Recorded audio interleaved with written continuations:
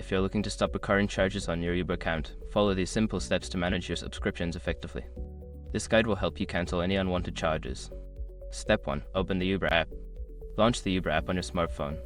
Ensure you are logged into the account from which you want to stop the recurring charges. Step 2. Access your account settings. Tap on the menu icon, usually located in the top left corner of the screen. From the menu, select Settings to access your account options. Step 3. Navigate to Payment Options. In the Settings menu, find and select Payment.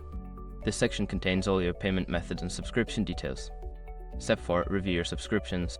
Look for any active subscriptions listed under your payment options. This may include services like Uber Pass or Uber Eats Pass. Select the subscription you wish to cancel. Step 5. Cancel the subscription. Follow the prompts to cancel the subscription. Confirm your cancellation when prompted to ensure that you will no longer be charged. By following these steps, you can successfully stop any recurring charges on your Uber account.